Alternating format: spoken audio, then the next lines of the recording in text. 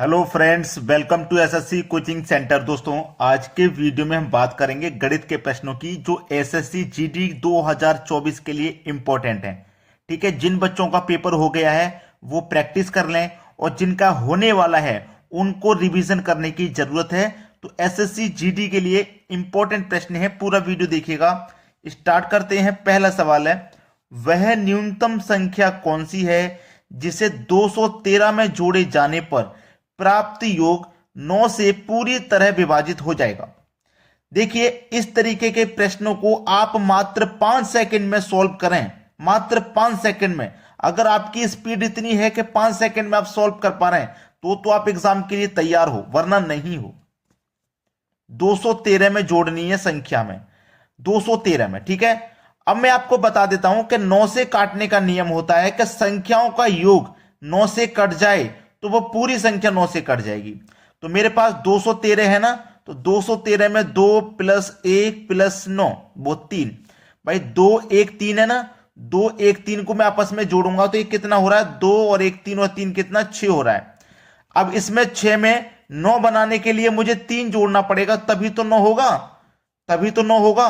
और जिस संख्या का योग 9 हो गया तो समझो वो 9 से कट जाएगी, यानी कि संख्याओं का योग 9 से कट रहा है तो वो 9 से कट जाएगी। तो मुझे 3 जोड़ने की और जरूरत है इसमें। तो मैं 213 में मैं क्या करूंगा, 3 और जोड़ूंगा तो ये हो जाएगा 216। अब ये 9 से पूरी तरह विभाजित हो जाएगा, 9 से विभाजित करना है। 9 दूनी का 18 कट जाएगा, यहां पे मैं कटाऊंगा 9 दूनी का 18, 21 में से 18 कट गया, 3 बचेगा, 3 में 6 लगा दूंगा, 36। 9 चौक 36, यानी कि 24 बार में पूरा पूरा कट गया। कैप कट गया जब हमने इसमें 3 जोड़ लिया था। तो पहला ऑप्शन बिल्कुल सही जवाब है। अब देखते हैं अगला क्वेश्चन। अगला प्रश्न है, ए 12 दिन और बी 24 दिन में एक काम कर सकता है। ए 12 दिन में और बी 24 दिन में काम को कर सकता है, लेकिन काम पता नहीं है कितना है। अगर आप दोनों का एलसीएम ले लोगे तो 12 24 का एलसीएम 24 आ जाएगा। 12 से 24 को कटाओ 2 बार में और 24 से 24 को कटाओ तो 1 बार में, ये कट जाएगा। ए 12 दिन में काम को खत्म कर रहा है, इसका मतलब ए 1 दिन में 2 काम करेगा, तभी तो 12 दिन में 24 काम को कर पाएगा। एलसीएम ही टोटल वर्क होता है। कह रहा है यदि वह 4 दिनों तक 7 काम करें तो काम का कितना अंश बाकी रह जाएगा। 4 दिनों तक 7 काम करेंगे, ए करेगा 1 दिन में 2 काम, बी करेगा 1 दिन में 1 काम, दोनों मिल जाएंगे तो 1 दिन में करेंगे 3 काम। ठीक है, 1 दिन में 3 काम करेंगे और 4 दिनों तक साथ में काम किया है। 1 दिन में 3 करेंगे तो 4 दिन में वो कितना कर देंगे काम, 12 काम खत्म कर देंगे, 12 काम को वो खत्म कर देंगे। तो 12 काम खत्म हो गया 24 में से, तो बचा कितना काम, 12 काम बचा है। कितने में से बचा है, 24 में से। ठीक है, कितना काम बाकी रह जाएगा, 12 के बटे में 24। इसको कटाओ, 12 कम 12, 12 दूने का 24, यानी कि 1/2, 1/2 जो कि हमारे बी ऑप्शन में दिया गया, बिल्कुल सही जवाब। अब देखेंगे अगला क्वेश्चन। अगला प्रश्न है, 6 सेंटीमीटर भुजा वाले एक समबाहु त्रिकोण का क्षेत्रफल वर्ग सेंटीमीटर में क्या होगा। देखिए, समबाहु त्रिकोण का क्षेत्रफल, समबाहु त्रिकोण का क्षेत्रफल बराबर क्या होता है, यहां पे लिख देता हूं मैं। समबाहु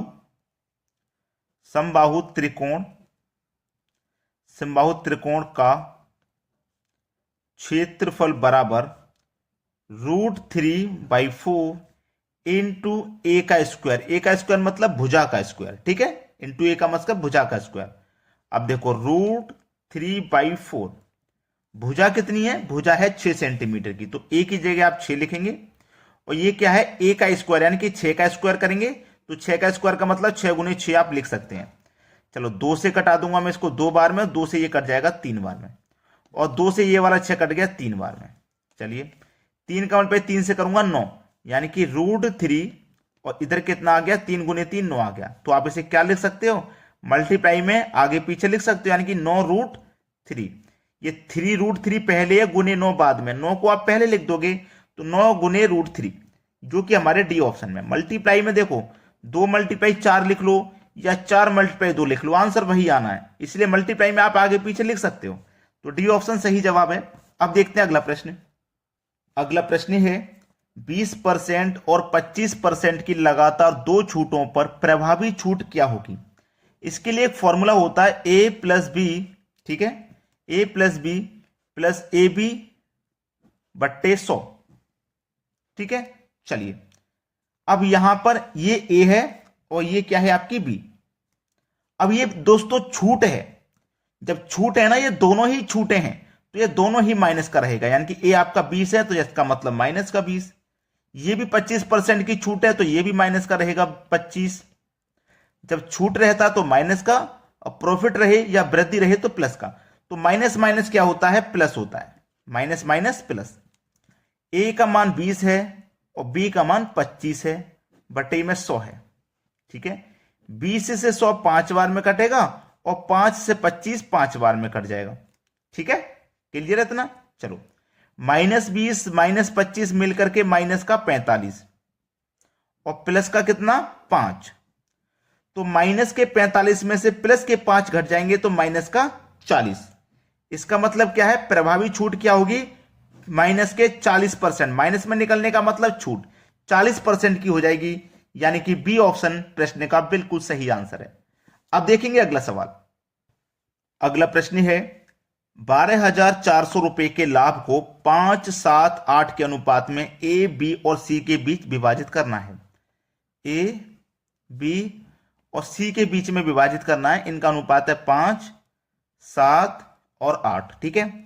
और योग कितना है? रुपए का 12,400 रुपए का योग है, यानी कि जो लाभ हो रहा है टोटल 12,400 रुपए का हो रहा है। इन्हें 3 भागों में विभाजित करना है। तो बी को कितने रुपए मिलेंगे? ठीक है, ए, बी, सी के बीच में विभाजित करना है तो बी को कितने रुपए मिलेंगे? चलिए, ये तो हमारे पास तीनों का योग है, ए, बी, सी, तीनों का जो प्रॉफिट हो रहा है वो इतने का हो रहा है। ये योग है तो आप अनुपात का भी योग करोगे। 8, 7, 15, 5, 20। तो इस योग में अनुपात के योग से आप डिवाइड कर दो। 0 से 0 कटा दूंगा, 2 से कटा दूंगा इसको, 2 छिक्के 12, 2 दुने का 4 और 1 ही 0, 620 बार में कट जाएगा, ठीक है। 620 बार में कट गया। पूछ रहा है बी को कितने रुपए मिलेंगे, तो बी का अनुपात कितना है? 7। तो 620 का मल्टीप्लाई 7 से कर दो, ठीक है। 7 का 0 में करेंगे 0, 7 दुने का 14 का 4, कैरी का 1, 7 छिंग 42 और कैरी का 1 43, 43 40 ये मिलेगा बी को। 43 40, 43 40 पहला ऑप्शन प्रश्न का बिल्कुल सही जवाब। अब देखते हैं अगला सवाल। अगला प्रश्न है पी, क्यू और आर का औसत वजन 47 है। P plus Q plus R, 3 व्यक्ति हैं, इनका औसत वजन 47 है। तो 3 व्यक्ति हैं, संख्या 3 है, 3 का मल्टीप्लाई औसत से करेंगे, योग पता लग जाएगा। तो मैं 3 का मल्टीप्लाई 47 से कर दूं, 3 सत्ते 21 का 1, कैरी का 2, 3 चौक 12, 12 में 2 जोड़ देंगे तो 14, यानी कि योग हो गया 141। फिर उसने बोला है पी, क्यू का औसत वजन 32.5 है। किस किस का? पी और क्यू का।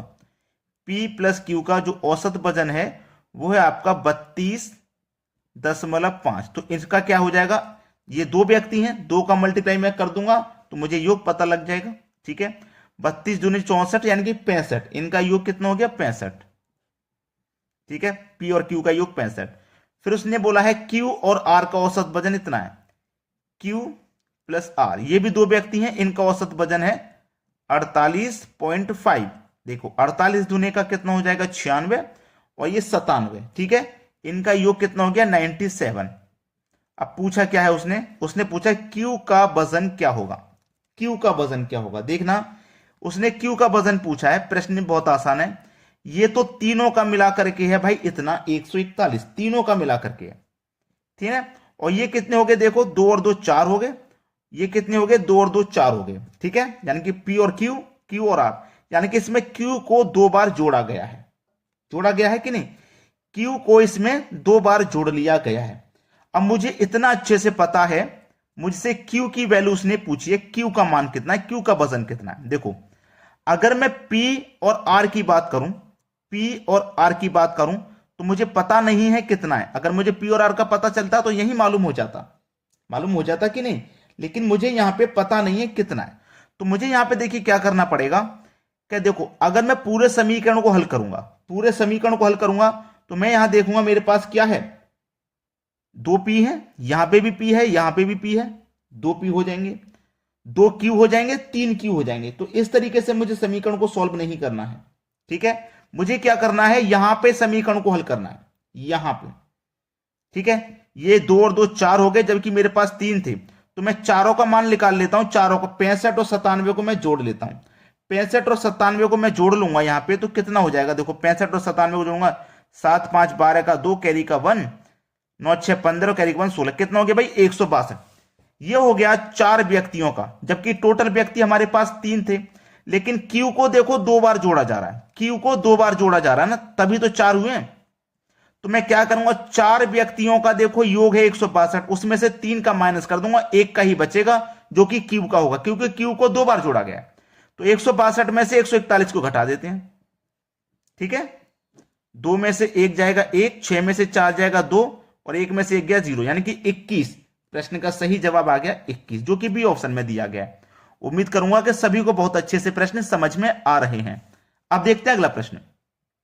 अगला प्रश्न है, एक गांव में 30% लोग शिक्षित हैं, यदि गांव की कुल संख्या 6600 है। देखो कोई भी गांव हो, उसमें अपने आप में जो जनसंख्या रहेगी वो 100% रहेगी, ठीक है, 100% रहेगी। और 100% का मान आपको दे रखा है कितना है, 6600। गांव की कुल संख्या 6600 यानी कि 100% का मान 6600 है। तो मैं 100% की जगह 6600, जब मेरे पास वैल्यू दी गई है तो मुझे 100% की वैल्यू निकालनी नहीं है, क्योंकि मेरे पास दी गई है, ठीक है। 6600 मेरे पास वैल्यू दी गई है। इस 6600 का जो 30% है वो शिक्षित है, यानी कि पढ़े लिखे हैं, शिक्षित है। तो मैं निकाल लेता हूं 6600 का, सीधा सीधा 30% निकाल लूंगा। परसेंट का मतलब बटे में 100, 2 जीरो से ये 2 जीरो कट गए, 3 का 0 मल्टीप्लाई करेंगे तो 0 रहेगा, 3 छिंग 18 का 8, कैरी का 1, 3 छिंग 18, कैरी का 1, 1980। यानी कि पढ़े लिखे कितने हैं, शिक्षित लोग कितने हैं, 1980 हैं पढ़े लिखे शिक्षित। टोटल 6600 हैं हमारे पास, टोटल कितनी है 6600। जब 6600 में से पढ़े लिखे 6600 में से पढ़े लिखे 1980 हैं, 1980 हैं पढ़े लिखे, तो मैं पढ़े लिखों की संख्या निकाल दूंगा, तो जो बचेंगे वो अनपढ़ होंगे, यानी कि अशिक्षित होंगे। निकाल देता हूं, 0 में से 0 गया 0, 10 में से 8 जाएगा 2, 5 बचा, कैरी ले लेंगे, 15 में से 9 जाएगा तो 6, 5 में से 1 जाएगा 4, यानी कि 4620। अशिक्षित लोगों की संख्या 4620 हो जाएगी। सवाल खत्म, सी ऑप्शन बिल्कुल सही जवाब है। अब देखते हैं अगला प्रश्न। अगला प्रश्न है, यदि किसी विद्यालय में 70% लड़के हैं और लड़कियों की संख्या 504 है, तो लड़कों की संख्या क्या होगी। यह प्रश्न होमवर्क के लिए रहेगा। आप मुझे इसका आंसर करके बताइए कमेंट में क्या आ रहा है, ठीक है दोस्तों। अगर आपने अभी तक लाइक नहीं किया तो लाइक कर दें, शेयर नहीं किया तो वीडियो को शेयर कर दें, ठीक है दोस्तों। धन्यवाद।